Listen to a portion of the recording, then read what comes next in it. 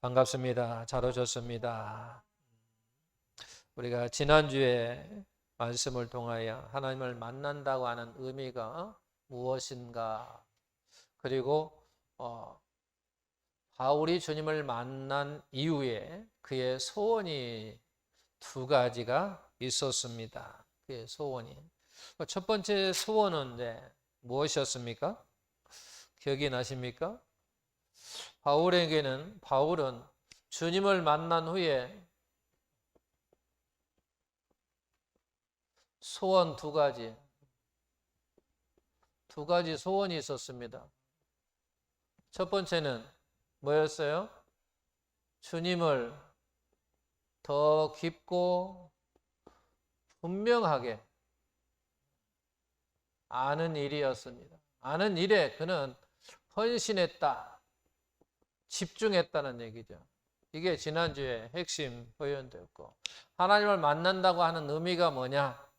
말씀을 통해서 우리가 하나님을 만날 수 있다고 그랬어요. 말씀을 통해서 바로 하나님을 만날 수 있고, 우리는 성령을 통해서도 하나님을 만날 수 있습니다.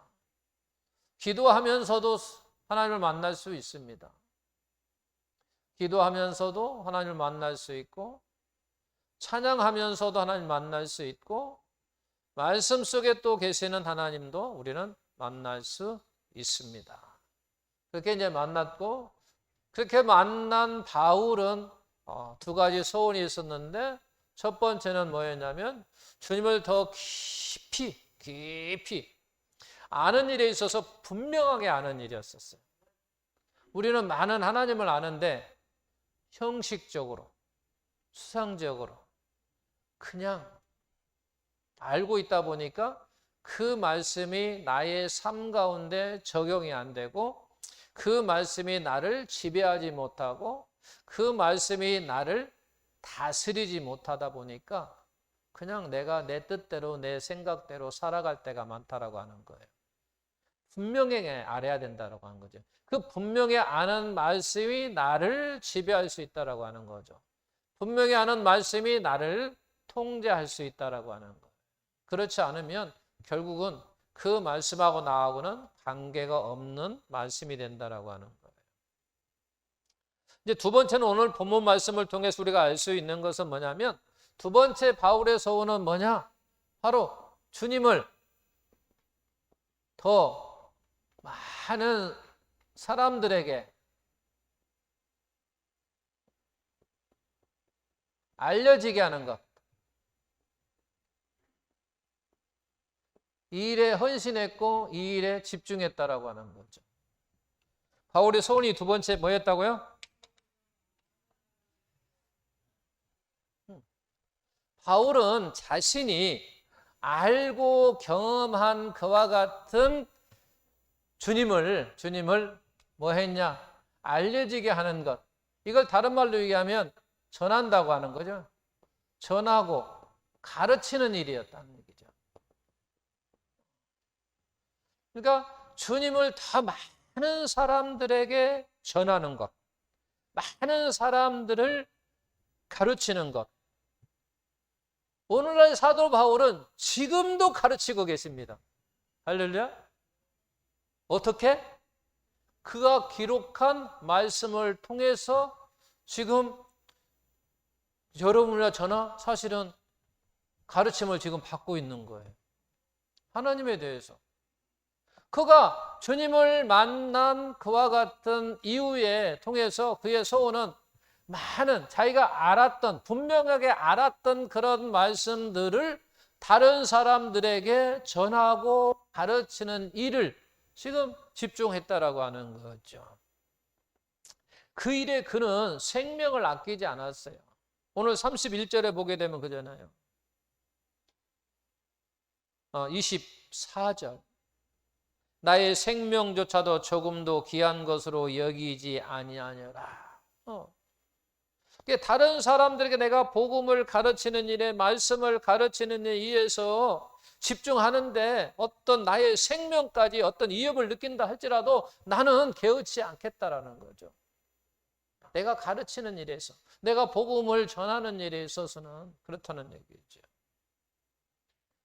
목숨을 아끼지 않았다라고 하는 거죠. 자, 그리고 사도행전 9장 15절 16절 같이 읽겠습니다. 주께서 이르시되 가라.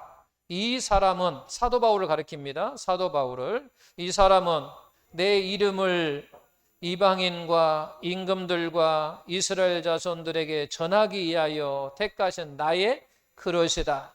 그가 내 이름을 위하여 얼마나 고난을 받아야 할 것을 내가 그에게 보이리라.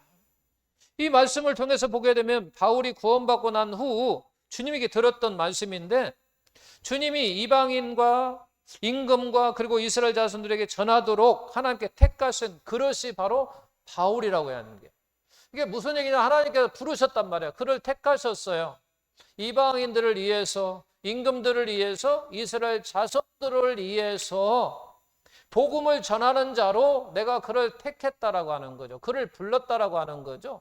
그에게 사명을 줬다라고 하는 거예요. 사명을 주어서 내가 바울에게 사명을 주었는데 뭐냐면 바로 이방인들과 그리고 임금들과 그리고 이스라엘 자손들에게 복음을 전할 수 있는 그와 같은 사명을 내가 그에게 주었다라고 하는 거예요.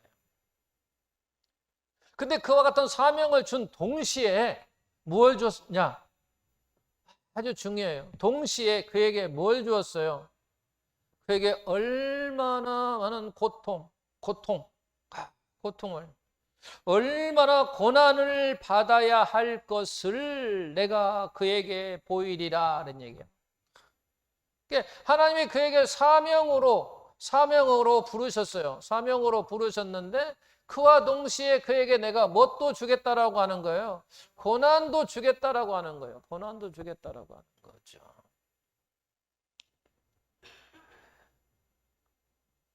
그러니까 하나님으로부터 바울은 부르심을 받았는데 편안한 삶을 살기 위하여 부른 게 아니라고 하는 거예요. 우리는 초창기 때 예수 믿으면 복 받습니다. 예수 믿으면 건강해집니다. 예수 믿으면 형통합니다. 예수 믿으면 뭐 잘 됩니다. 예수 믿으면 성공할 수 있습니다. 막 그런 이야기를 했는데요. 물론 그것도 틀린 말은 아니지만 대부분 성경 속의 믿음의 사람들은요, 그런 삶을 산 사람이 없어요. 죄송하지만. 성경에 나오는 많은 사람들은요, 예수 믿고 복 받고 했다고 하고 막 형통하고 잘 되고 행복하고 편안하고 그런 사람 찾아보기 힘들어요.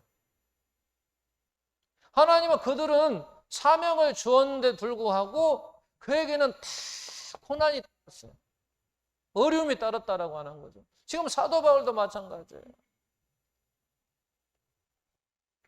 편안한 삶을 살기 위하여 그를 부른 게 아니라는 얘기예요. 정말로 그에게 많은 고난, 고통, 어려움, 힘듦, 그건 이루 말할 수 없어요. 고린도 후서 1장에 보게 되면 아시아에서 그가 고난을 받는데 얼마나 그 고통이 무슨 고통을 받았는지는 모르지만 그가 그렇게 이야기했어요. 살 소망이 끊어질 정도였다는 얘기예요. 그래서 그때 그 순간에 하나님이 나에게 사형을 주신 줄 알았대요. 사망, 죽음을 주신 줄 알았어요. 얼마나 큰 고통이 있으면 이제 내가 죽었구나 그러겠냐는 얘기예요. 얼마나 자기가 그와 같은 고통이 있었으면, 어려움이 있었으면 그 이야기를 하겠냐는 얘기예요. 근데 그 종류를 이야기하자. 내가 무엇으로 말미암아 살 소망이 끊어졌다고 말하지 않고 그냥 고난으로 말미암아 내가 이야기합니다. 고난으로 말미암아, 내가 고통으로 말미암아 살 소망이 끊어졌다. 그래서 내가 그 당시 때 내가 죽는 줄 알았다는 얘기죠. 여러분 죽을 정도의 그런 힘든 고통 경험하셨습니까? 하나님은 우리 부르실 때요, 편안한 삶으로 부르지 않으셨다라고 하는 거예요. 근데 많은 사람들이 자꾸 그렇게만 생각해요. 편안한 삶으로 우리를 부른 것처럼 막 이야기를 해가지고 나중에 보니까, 교회 와서 보니까 그게 아니에요. 그러니까 다 교회 놈들 사기쳤다고. 형통할 줄 알았는데, 경제적으로 막 풍성할 줄만 알았는데 그렇지 않았다.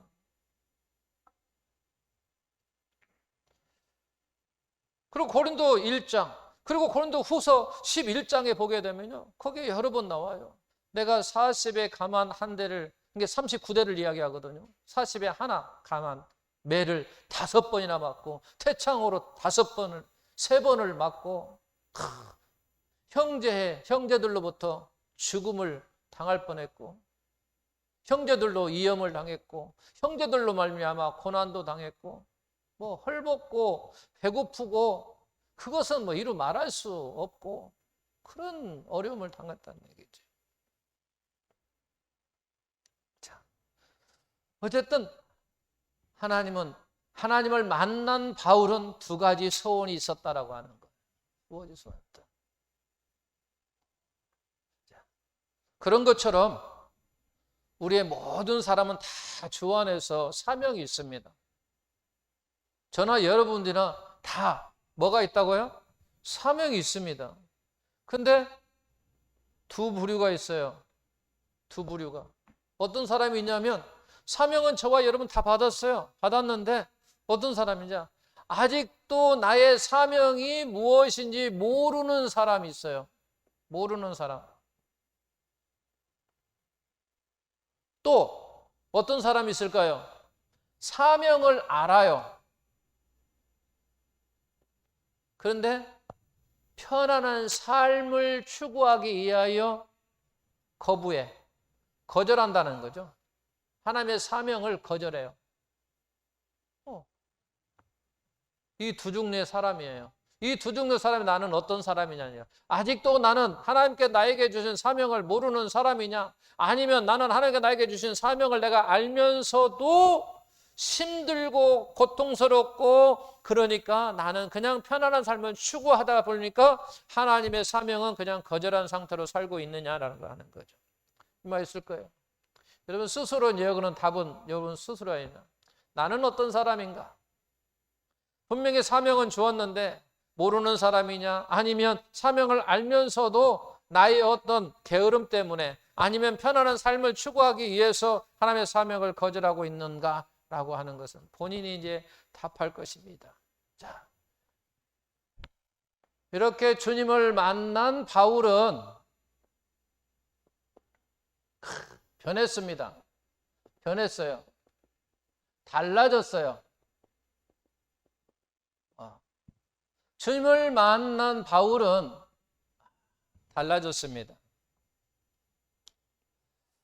우리는 예수 믿고 달라졌다라고 하면 대부분 보이는 모습 속에서 이야기를 하려고 해요. 그래서 담배를 피지 않는 사람,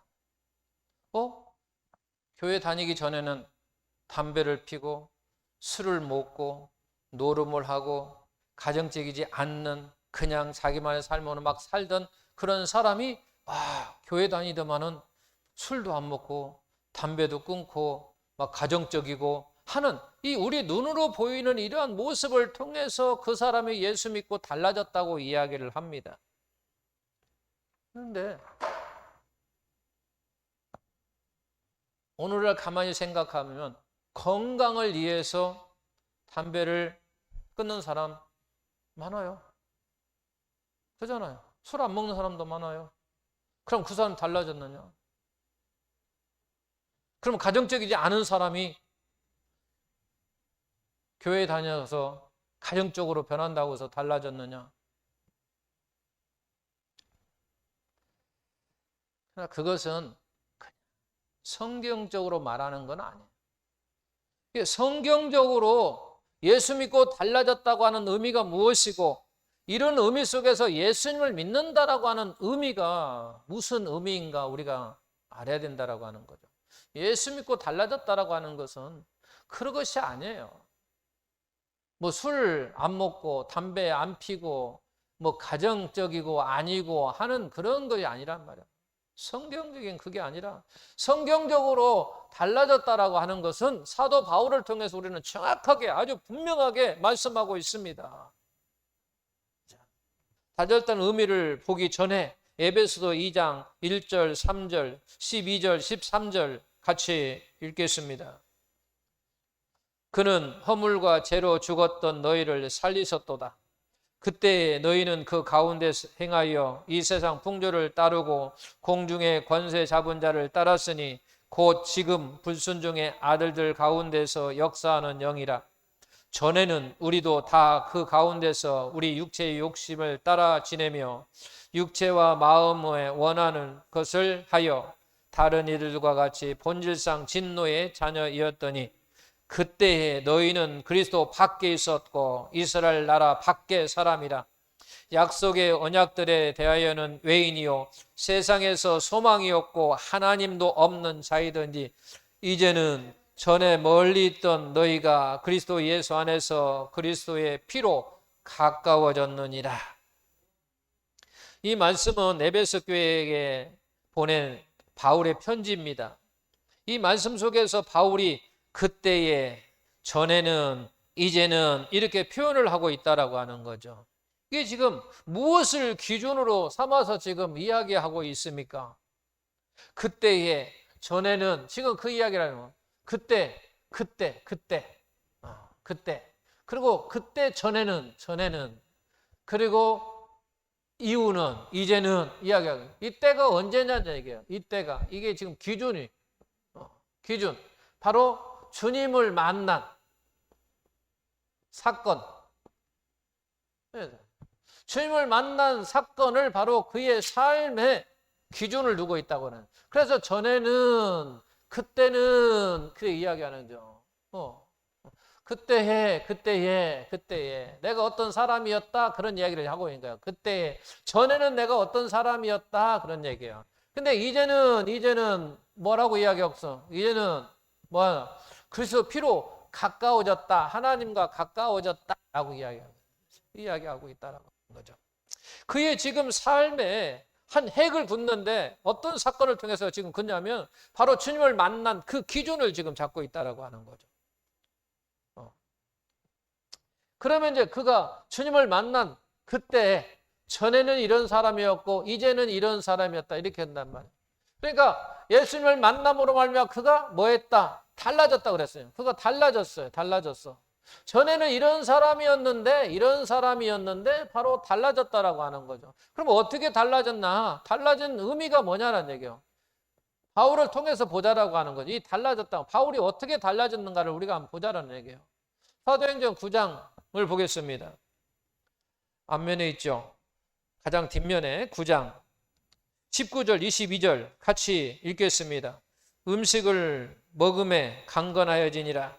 사울이 다메섹에 있는 제자들과 함께 며칠 있을새 즉시로 각 회당에서 예수가 하나님의 아들이심을 전파하니. 사도행전 9장 1, 2절 먼저 읽겠습니다. 1, 2절. 사울이 주의 제자들에 대하여 여전히 이협과 살기가 등등하여 대제사장에게 가서 다메섹 회당에 가져갈 공문을 청하니 이는 만일 그 도를 따르는 사람을 만나면 남녀를 막론하고 결박하여 예루살렘으로 잡아오려고 합니다. 제가 질문합니다. 바울은 지금 무엇 때문에 다메섹으로 가고 있습니까? 말씀을 통해서 보게 되면 예수 믿는 사람들을 결박하여 가지고 지금 예루살렘에 압송하려고 지금 가는 거예요. 압송하려는 그와 같은 목적이 있다라고 하는 거죠. 무슨 목적으로 가고 있다고요? 예수의 도를 믿는 사람들을 잡아다가 지금 압송하려고 잡아다가 예루살렘의 감옥에 갇히려고 한다는 그런 목적을 가지고 지금 갔단 말이에요. 그런 목적을 가지고 간단 말이에요. 다메섹에 왜 갔느냐? 어떤 목적으로 갔느냐? 목적이. 예수를 믿는 사람들을 잡아다가 감옥에 가두려고 다 가는 거죠. 예루살렘에 압송해가지고 다 가두려고 지금 갔다라고 하는 거예요. 자, 그런 목적을 가고 있는데 지금 그래요. 다메섹 가고 있는데 여기에서 지금 이제 예수님을 만났습니다. 예수님을 만났는데 그가 달라졌습니다. 이제 어떻게 달라졌는가를 보자는 얘기죠. 어떻게 달라졌는가? 그게 바로 19절에서 22절입니다. 20절부터 보겠습니다.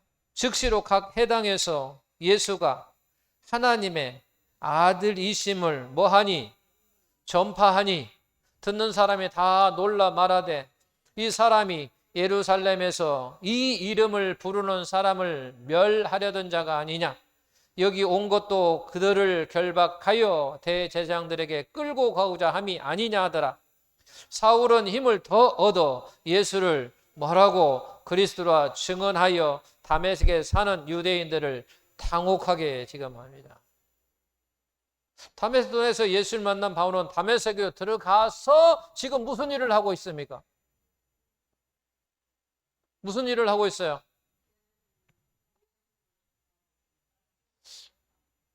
말씀을 전파한다. 성경대로 정확하게 이야기를 하십시오.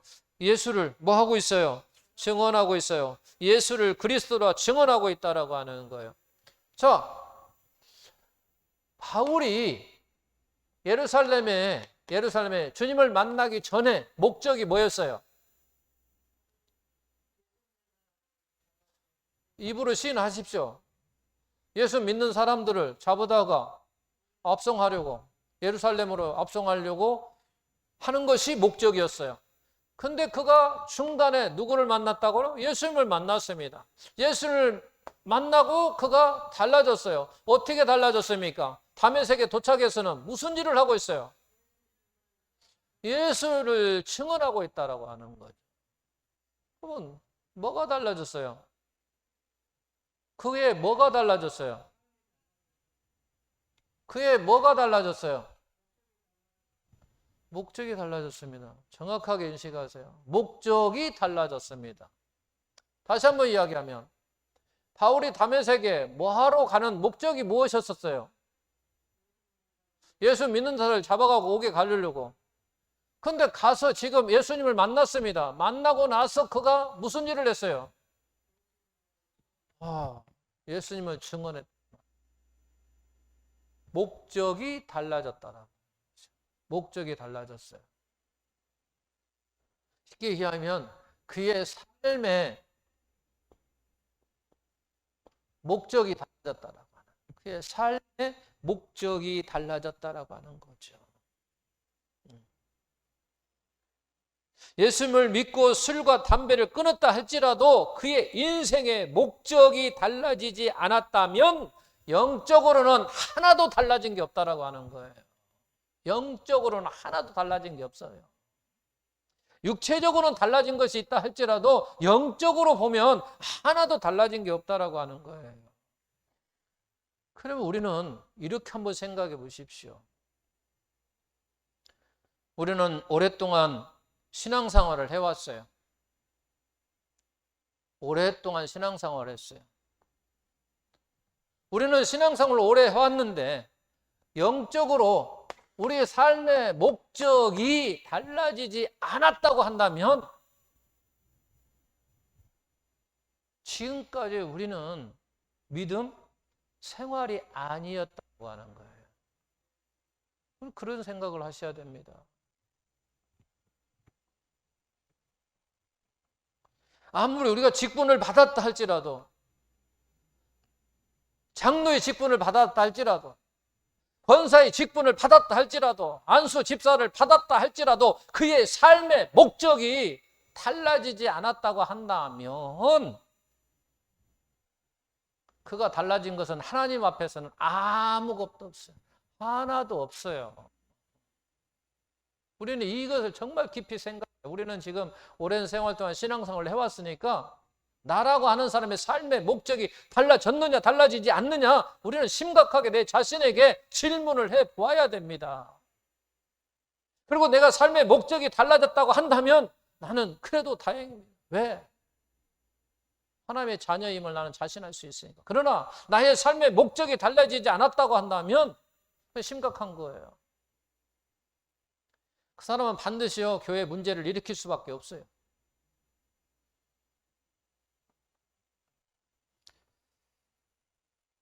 교회 이름을 내가 지칭하지는 않겠지만 저는 우리 기도할 때 저희 목사님들을 대접하는 권사님이 계셨어요.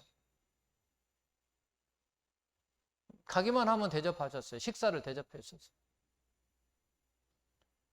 근데 나중에는 제가 그랬어요. 목사님, 우리가 돈 내서 우리가 사 먹읍시다.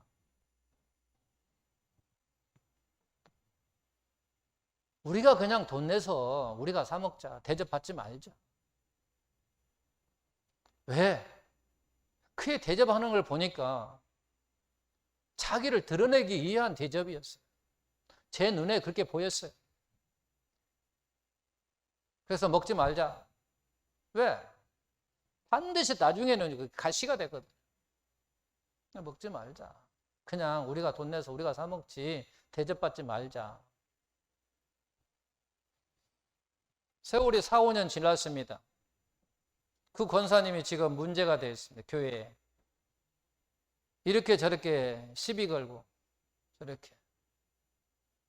결국은 정말 주님 때문에 내가 감사해서 주의 종들을 좀이라도 한 끼라도 대접하고 싶으면 정말 주님이 주시는 사랑으로 주님이 주시는 그와 같은 마음으로 대접을 했어야 되는 거예요. 근데 제 눈에는 그게 보였단 말이에요. 그래서 제가 이야기했어요. 한두 번 먹지 말자고. 그런 거. 결국은 자기 아무리 우리가 신앙생활을 오래 해도 나의 삶의 목적이 달라지지 않으면요, 언제나 어떤 문제가 생기면요, 반드시 들고 일어난다는 거예요. 자기 인간의 모습이 드러난다고 해요. 그 권사뿐만 아니라 장로도 마찬가지고 목사도 마찬가지고 다 그렇습니다.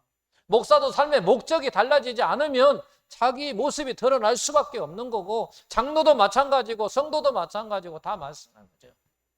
달라졌다라고 하는 것은 우리의 목적이 바뀌어야 된다라고 하는 거죠. 이 목적이 바뀌지 않으면 신앙생활 오래 하면 그 사람 반드시 교회에서 문제가 일어나는 거예요. 꼬통짓거리를 한다는 얘기죠. 반드시 합니다. 반드시. 삶의 목적이 아닌데.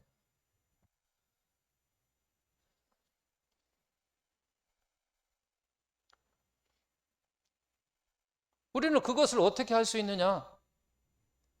고린도후서 5장 15절. 이 말씀은 정말 우리 성도들은 꼭 기억하고 있었으면 좋겠습니다. 고린도 5장 15절 다 같이. 그가 모든 사람을 대신하여 죽으심은 살아있는 자들로 하여금 다시는 그들 자신을 위하여 살지 않고 오직 그를 대신하여 죽었다가 다시 살아나신 이를 위하여 살게 하려는 얘기죠. 예수님이 모든 사람을 대신해 죽으신 이유는 뭐냐면 살아있는 자들로 말미암아 다시는 그들 자신을 위하여 살지 말고 너희를 위하여 대신 죽었다가 다시 살아나시니 누구야? 예수님이라는 얘기예요. 예수님을 위하여 살라는 얘기예요. 자신을 위하여 살지 말고 예수님을 위해 살란 말이에요. 너희 목적이 바뀌란 얘기예요. 어떻게? 자기에서 어디로? 하나님으로 바뀌라는 거잖아. 지금 예수님으로 바뀌라는 얘기잖아요. 이 말씀이 그거잖아요. 지금 하나님은 모든 사람을요 두 종류로 나눠요. 목적을 따라서. 이 목적을 따라서 두 종류로 나눠요. 딱 목적을 따라서. 누구를 위해서 사는 사람? 자기를 위해서 사는 사람과 누구를 위해서 사는 사람?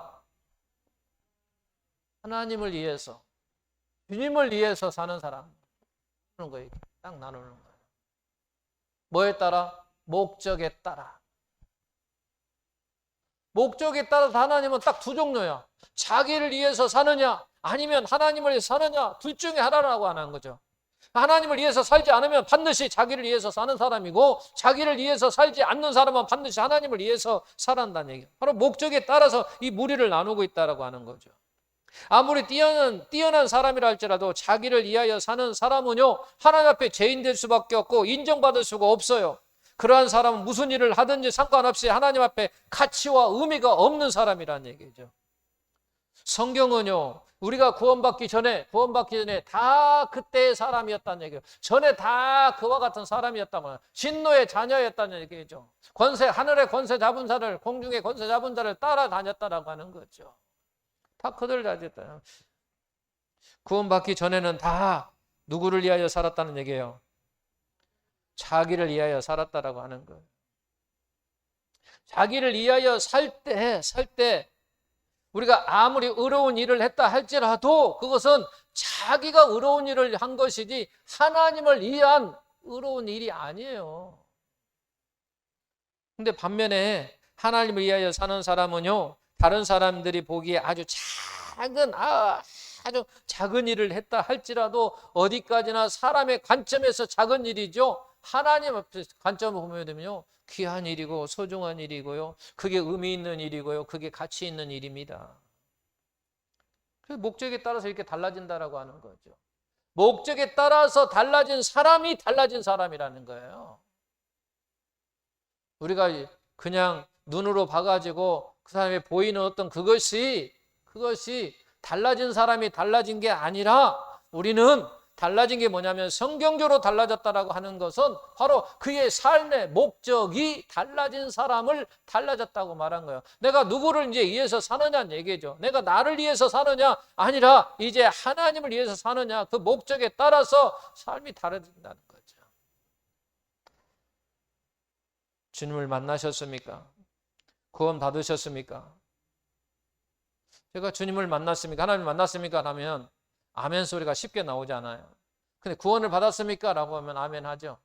구원 받으셨습니까? 우리 하나님의 자녀지요. 그러면 우리는 목적이 분명히 달라졌어야 된다는 거예요. 내가 구원 받았습니다 라고 할 때 아멘 했으면 나는 반드시 삶의 목적이, 나의 삶이 목적이 바뀌어져 있어야 된다는 거죠. 달라져 있어야 된다라고 하는 거예요. 그래야 구원받은 사람이에요. 바로 사도 바울이 그걸 알려주잖아요. 그의 삶의 목적은 처음에는 어땠냐? 전에는 예수님 만나기 전에는, 그때는 어떤 사람이었냐? 나의 삶의 목적은 뭐냐면 나를 드러나기 위하여 예수의 도를 찾는 자들, 예수의 도를 믿는 자들을 다 잡아다가 옥에 가두는 일이 해가지고 많은 사람들이 사도 바울을 막 드러냈고 인정했거든요. 야, 그 사람 대단한 사람이야 라고. 그런데 그 중간에 예수님을 탁 만나고 나니까 그가 달라졌다고. 그의 삶의 목적이 달라져 버렸어요. 자기를 드러내던 그 삶을 이제는 자기를 드러내는 삶이 아니라 어떻게 하면 그의 소원처럼, 어떻게 하면 주님을 더 깊이고 분명하게 아는 그 통해서 많은 사람들에게 그 주님을 가르치고 전할까. 삶이 바뀌었다라고 하는 거예요. 이런 차원에서 예수 믿는다라고 하는 건 뭐냐? 이런 차원에서 예수 믿는다는 게 뭐예요?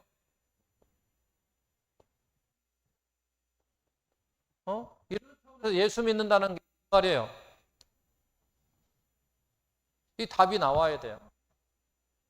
이런 차원에서 그러면 예수 믿는다는 말이 뭐냐? 당신 예수 믿는다고 하는 무슨 예수 믿는다는 게 뭐예요? 나의 삶의 목적이 바뀐 사람이에요. 예수 믿는다라고 하는 게 뭐냐? 나의 삶의 목적이 바뀌는 거예요. 바로 예수 믿는 거예요. 예수 믿는 것이 뭐냐 할 때 이런 차원에서 보면 뭐 딱 나와요. 아하, 목적이 달라진 거예요. 삶의 목적이 바뀐 거예요. 나의 삶의 목적이 바뀐 거. 어떻게? 지금까지는 자기를 위해서 살았단 말이에요. 오직 나를 위해서 살아서 나의 유익을 위해서, 나의 이익을 위해서 내가 지금까지 살았다고 한다면 이제 어떻게? 하나님의 유익을 위해서, 하나님의 이익을 위해서, 하나님의 영광을 위해서, 자신의 영광을 위하여 살던 내가 이제는 하나님의 영광을 위해서 사는 거, 이렇게 바뀔 때 우리가 예수 믿는 사람이라는 얘기예요. 그래서 우리는 정확하게 나는 예수 믿는 사람입니다. 그 예수 믿는다는 게 무슨 말이냐? 그러면 나는 삶의 목적이 바뀌었습니다. 전에는 나의 영광을 위해 살았고, 나의 유익을 위해 살았고, 나의 오직 유익만을 위해서 살았고, 나 자신만의 좋은 것만을 택하고 선택하고 살았던 내가 이제는 내 자신이 희생하고 헌신하고 남을 사랑함으로 말미암아 내가 손해보기도 하고, 이제 하나님의 영광을 이해하는 길이라면 내가 손해도 보겠습니다. 내가 희생도 하겠습니다. 내가 헌신도 하겠습니다. 내가 봉사하겠습니다. 내가 섬기겠습니다 라고 하는 그런 삶의 목적들이 바뀔 때 그게 바로 예수 믿는 사람이라는 거예요. 왜? 사도 바울을 통해서 우리에게 보여주는 거예요.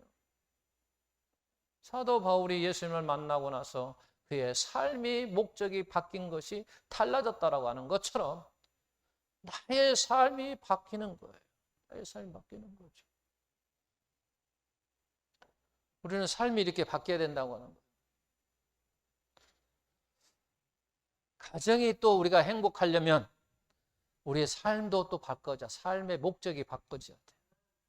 어떻게 바꿔져야 될까요? 가정이 행복하려면 어떻게 바뀌어져야 될까요? 우리 승리 선생님, 가정이 행복을, 가정이 아직 없으니까 모를까? 남자는 여자의 삶을 중심으로, 여자는 남자의 삶의 중심으로 서로를 이해 살 때 이게 행복해진다는 거죠. 그러잖아요. 그게 지금 나오잖아요.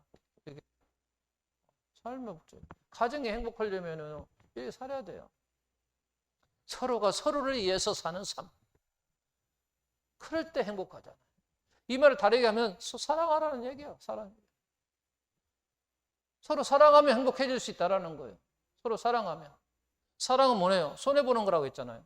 서로가 서로를 위해서 손해보려고 해보십시오. 손해를 안 보려고 하니까 가정에 문제가 생기고 싸움이 생기고 분쟁이 생기고 다툼이 생기고 그러는 거죠. 그보다 더 중요한 오늘 말씀, 사도 바울에게는 두 가지 소원이 있었습니다. 두 가지 소원이 있었습니다. 그리고 예수님을 만나고 그가 달라졌습니다. 그가 뭐가 달라졌습니까? 목적이 달라졌습니다. 그의 목적이 달라졌어요. 삶의 목적이 달라졌어요. 여러분도 삶의 목적이 달라지기를 예수님의 이름으로 축원합니다. 여러분들 한번 시험 삼아 해보십시오. 정말 이건 제 말이 아니니까 하나님의 말씀이니까 하나님의 말씀이 맞는가 아닌가 베레아 사람처럼 날마다 묵상하고 그 말이 맞는가 안 맞는가 한번 확인해 보시라는 거예요. 일주일만 가가지고 한번 삶의 목적을 딱 바꾸십시오. 내가 일주일 동안 남편을 위해서 한번 살아보겠다. 남편은 엄청나게 행복할 거예요. 그럼 마찬가지로 남자도 마찬가지로 내가 아내를 위해서 일주일 한번 살아보겠다면 한번 살아보십시오. 아내는 정말 행복하지 않겠어요?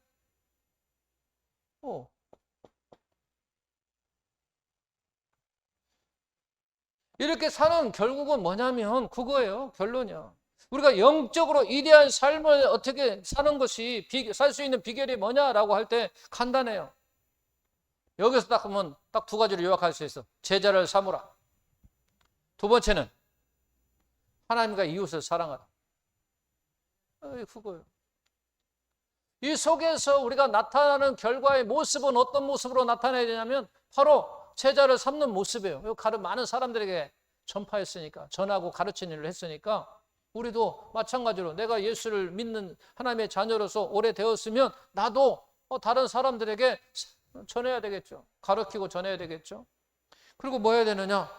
사랑하는 거야. 그러면 답이 나와. 사도 바울은 이렇게 나타나면 우리는 이 속에서 우리는 이 비를 어떻게 나의 삶 속에 적용해야 되냐라고 하는 것은 간단하게 요약할 수 있다는 말씀을 전하는 것이요. 그 다음에는 이웃을 사랑하는 것. 하나님 사랑, 이웃 사랑이라고 하는 거죠. 그것이 결론이라고 하는 거죠. 우리의 목적이 삶이 달라져야 된다. 어떻게? 이웃을 하나님을 사랑하고 이웃을 사랑하고 그리고 말씀을 전하는 모습으로 드러내야 된다라고 하는 거죠. 그런 은혜 속에 우리가 다 사시기를 예수님의 이름으로 축원합니다.